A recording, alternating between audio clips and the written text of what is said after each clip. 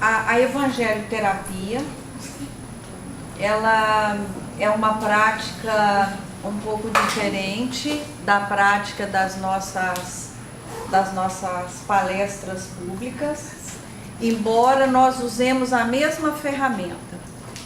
A ferramenta é o Evangelho, porque também entendemos que é uma ferramenta que servirá para nós em todo e qualquer momento das nossas vidas. Então, nós vamos usar o Evangelho, faremos a leitura e uma pequena explanação do Evangelho, e depois traremos essa boa notícia, que é o Evangelho, para as nossas vidas. Vamos fazê-la caber nas nossas vidas. E nesse momento, em muitas ocasiões, existe a partilha. Algumas pessoas partilham aquilo que sentem. As meninas, de forma muito amorosa, elas registram as nossas reflexões sobre o Evangelho e depois postam no YouTube. Os comentários pessoais e as partilhas das experiências pessoais, essas não. Essas ficam só para serem saboreadas por nós que estamos aqui. A prece, ela vai sempre ser uma possibilidade ou o caminho para a minha conexão com o divino. Então, eu preciso usar a prece, porque a prece me aproxima do divino, e eu posso usar a prece para louvar, para agradecer e para pedir. Na maioria das vezes, ainda usamos a prece como um petitório. Mas seria interessante que também lembrássemos que através da prece eu louvo e agradeço, mas também posso pedir. Então, que nesse instante nós possamos unir os nossos corações para agradecermos ao Pai a dádiva da vida. E ao agradecer a dádiva da vida, nós pedimos que Ele permita que seus prepostos estejam conosco, que o mentor dessa casa, seu Zico Horta, continue balizando os nossos passos e os nossos projetos, levando adiante os ensinamentos do Cristo e de Kardec. Então, que nesse instante cada um de nós possa se entregar na certeza do amparo, na confiança de que o nosso anjo guardião vela e zela por nós. E vamos nos permitir sentir esse aconchego, que ele só é proporcionado por essas energias divinas que o Pai emana para nós, seus filhos, independente da qualidade do filho que somos. Mas só porque somos filhos dele, ele nos brinda com a dádiva da vida e do amor. Então, entendido isso, e imaginando que os nossos corações estão de alguma forma conectados, nós pedimos sempre que alguém abra o Evangelho, né? Seja, na verdade, o agente condutor, né? De forma... Não precisa só abrir. Eu preciso de 2 mãos. Isso.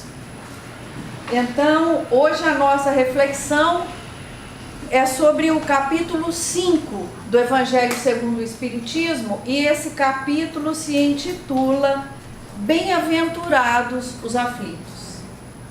E aí o André vai fazer a leitura e a explanação do Evangelho. Então, como a Valdéia falou, né? Capítulo 5, Bem-aventurados os aflitos.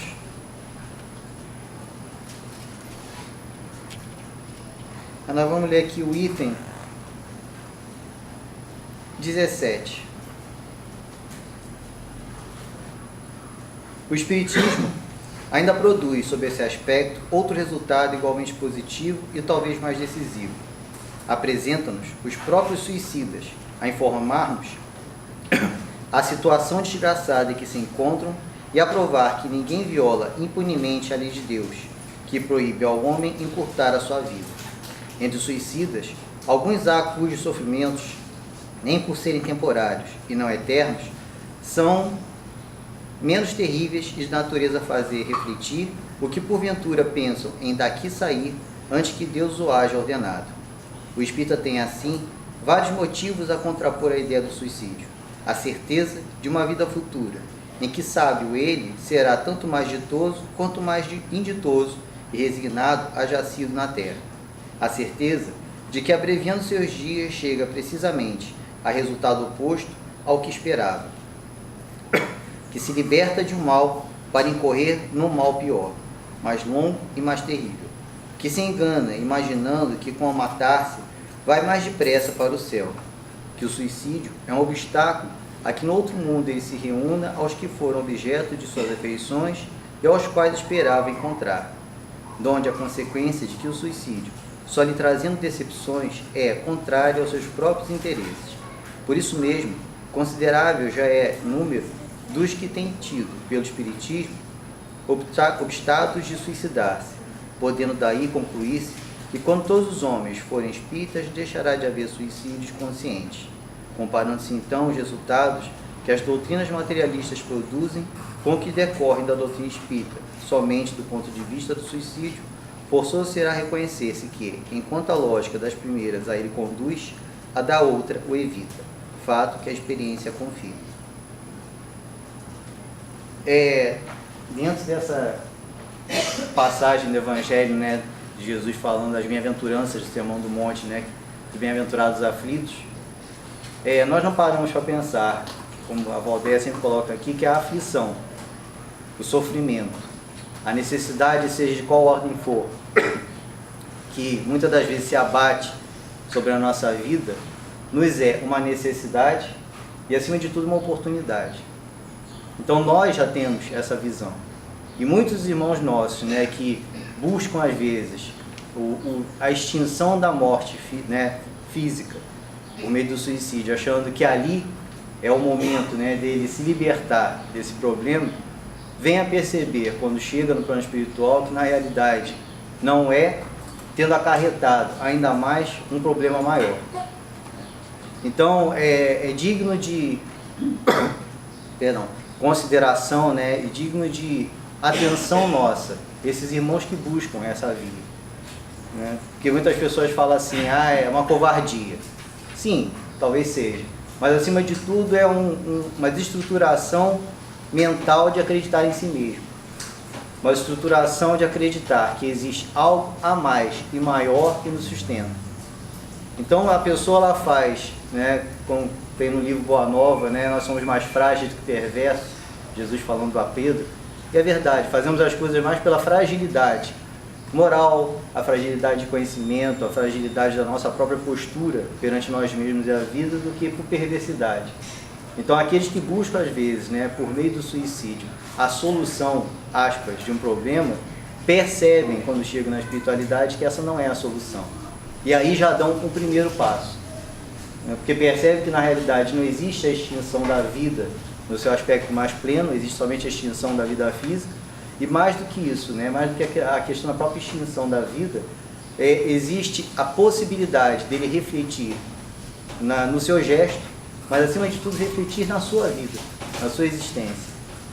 E aí o Espírito espera, né, pelo tempo que for necessário, até a próxima oportunidade reencarnatória, mas sempre visando isso, né, visando o amparo de Deus para que ele tenha mais forças na próxima existência, às vezes para superar, né, uma tendência que vem se arrastando, às vezes, por várias encarnações.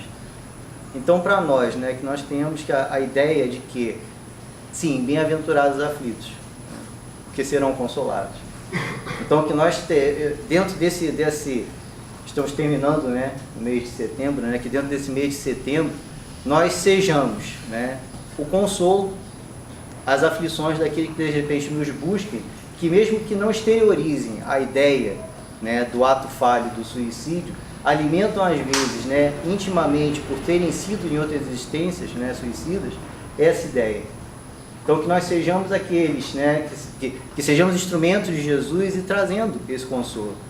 Não tentando doutrinar ninguém ou mostrar a ninguém a conversão ao Espiritismo, mas fazer essa pessoa entender que por maiores que sejam as dificuldades e que talvez elas não tenham a solução está acima de tudo nela, encontrar forças nela mesma.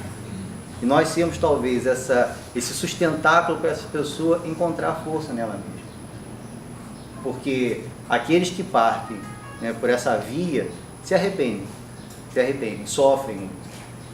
Mas acima do arrependimento, do sofrimento, né, que carregam por o tempo, acima de tudo eles percebem a necessidade que eles têm de se reformular, de se acreditar mais em si mesmos e acreditar que eles têm condições de superar as dificuldades, por maior que elas sejam.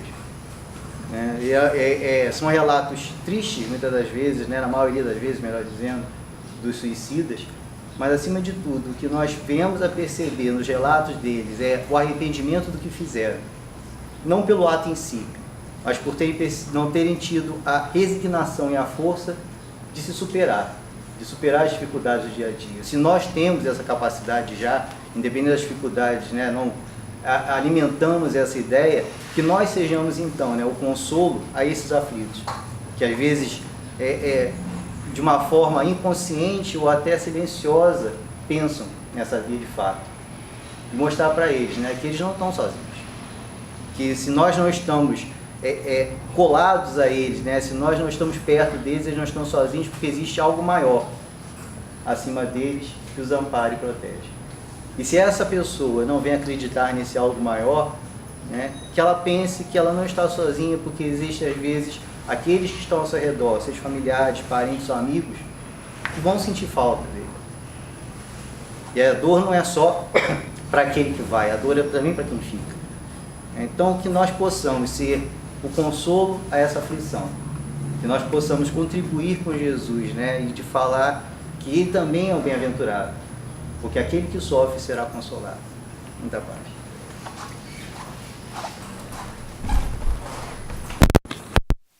Então, no nosso entendimento, essa passagem do Evangelho, na verdade, essa máxima, né, de que bem-aventurados os aflitos, porque serão consolados, é um recado de Jesus para cada um de nós.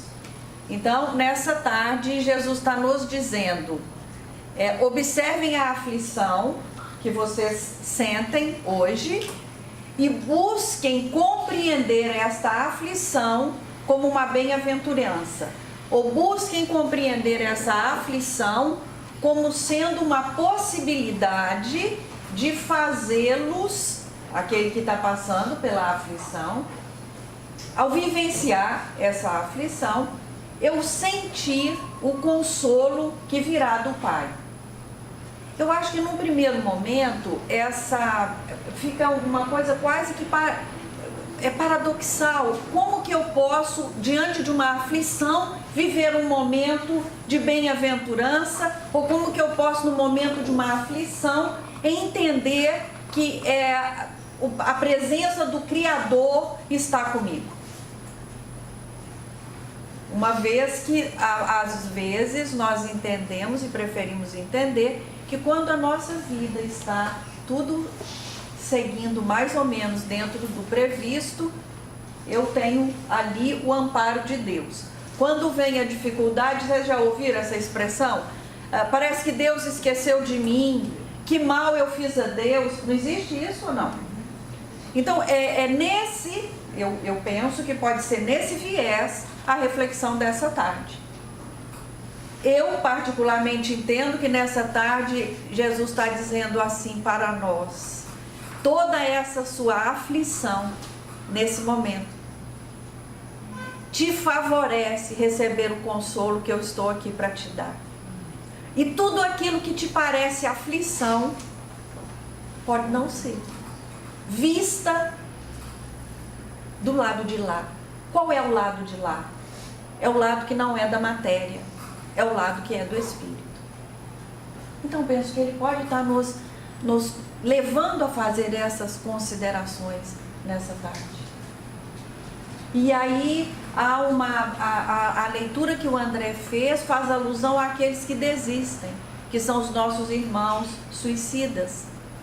São aqueles irmãos que imaginam que quando se matam, matam a dor, matam a aflição, matam aquele desconforto que eles estão sentindo.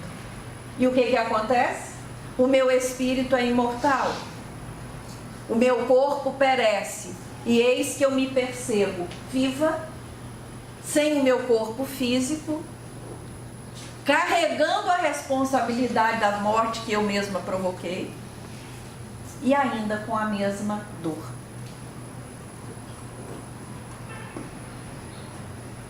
Dona Ivone do Amaral Pereira, esse espírito luminoso que coordena e nos orienta no trabalho do SOS Vida e da Evangelho Terapia, ela psicografou um livro que, segundo Chico, a obra mais linda da doutrina, através do espírito Castelo Branco, um livro que se chama Memórias de um Suicídio. Nesse livro, Dona Ivone relata uma história que não nos permite ler sem sentir, não nos permite terminar a leitura sem refletir. E muitas pessoas deixaram de cometer o suicídio, isso dito por elas mesmas, obviamente, depois da leitura desse livro. Então eu queria aproveitar esse momento para aqui louvar, agradecer a Dona Ivone por essa obra linda e luminosa que através da psicografia ela nos deixou. Mas queria também lembrar a todos nós que existe um suicídio sutil, que André Luiz chama de suicídio moral, que é quando eu tiro de mim aquilo que me aproxima do Pai. Todas as vezes que eu tenho condutas e comportamentos que me distanciam dos ensinamentos de Jesus, eu mato em mim a possibilidade de me aproximar dele. Aí André Luiz chama isso de suicídio moral. Então, muitas vezes, nós encontramos pessoas que têm muito poder, mas não têm dignidade. Encontramos pessoas que têm muito conhecimento, mas não têm amorosidade. Então essas pessoas, elas matam dentro delas o caminho que as aproximaria dos ensinamentos de Jesus. Então, na verdade, eu me mato cada vez que eu me distancio dos ensinamentos do Cristo. Porque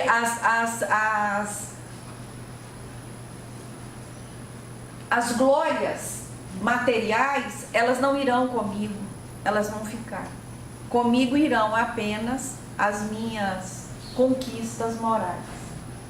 E essas conquistas morais só terão peso se elas estiverem afinadas com os ensinamentos do Cristo. E o ensinamento básico de Jesus é a lei do amor, da justiça e caridade. Ele disse que todas as vezes que eu fizesse ao outro o que eu gostaria que o outro me fizesse, eu estaria cumprindo essa lei. Então, que nessa tarde nós façamos uma visita a nós mesmos e vejamos como estamos nos tratando. Se estamos cultivando o que pode nos aproximar do Cristo, ou se estamos cometendo o que André Luiz chamou de suicídio moral, matando em nós as possibilidades de vivenciar esse amor. Ok?